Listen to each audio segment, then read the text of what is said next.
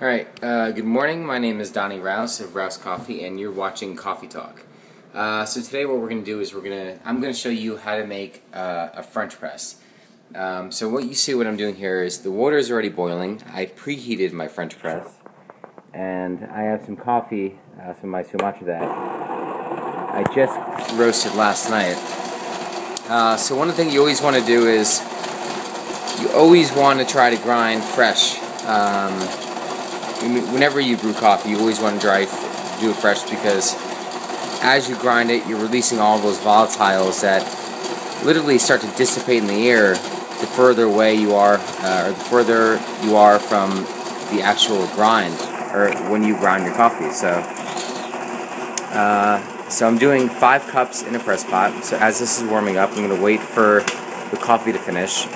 And then the French press, I know that this kettle heats water about 208, and it takes about 40 seconds for this kettle to actually reach the right brewing temperature. So we're good here. We could dump out the water there. Let's dump our grinds in, and we're ready to pour it. So it's already pre-measured. Let's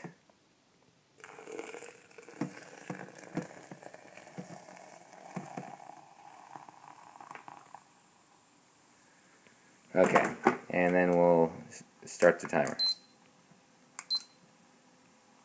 Alright, so the first thing you notice is that the coffee is behaving very erratic right now. This is because it was literally just roasted. I just pulled it off last night. And what you're seeing is all the carbon dioxide being released. Which brings me to one of my first points. Whenever you do a French press, you always want to start off with bottled water, which I did, fresh coffee, and you want to do 7 grams for every 4 ounces of coffee.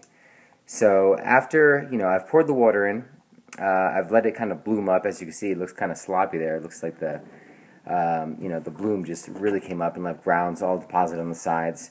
So you don't want to put your lid on there yet. So what I do is I wait about 30 seconds to a minute before I actually put the lid on. And the reason I do that is because I want to agitate the coffee. So I'll take my little stir, I'll give it a stir just to make sure that all the grounds have been saturated. And you do this because French press is a very stagnant brewing method.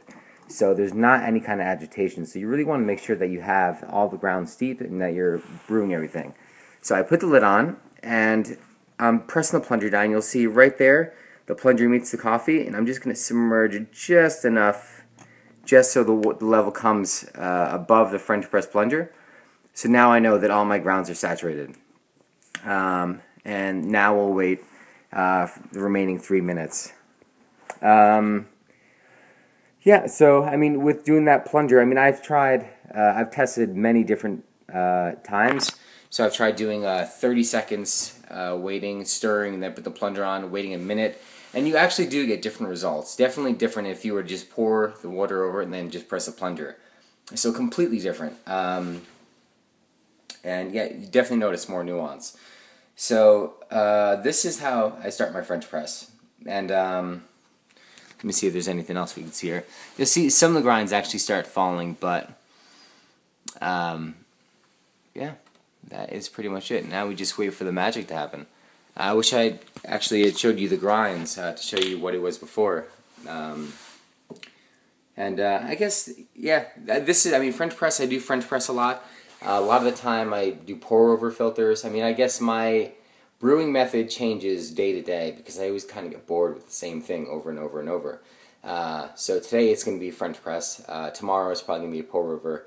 And then if I'm feeling really lazy, sometimes I take out the Technivorm.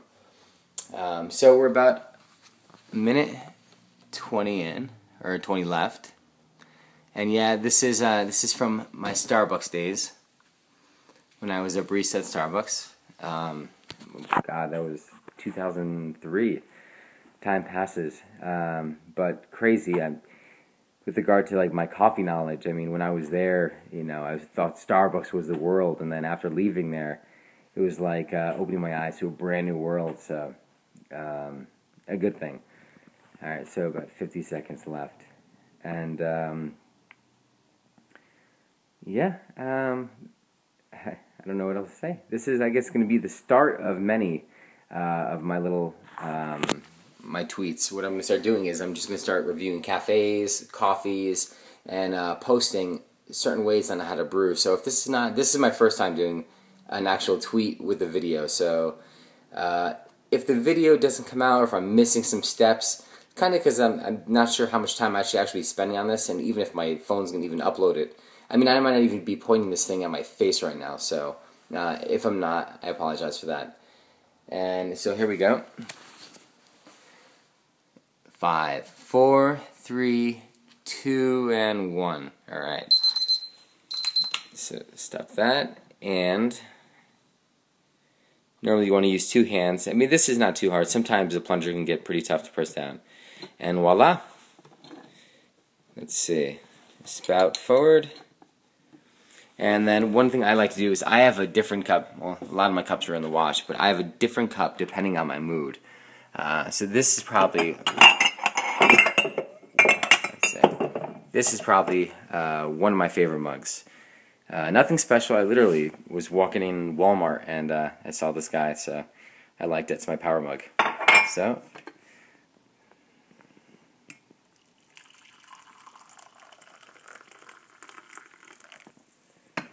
Alright. And the moment of truth.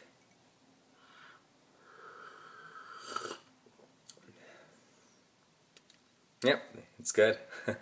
Thank you for watching my tweet, and continue for more coffee talk.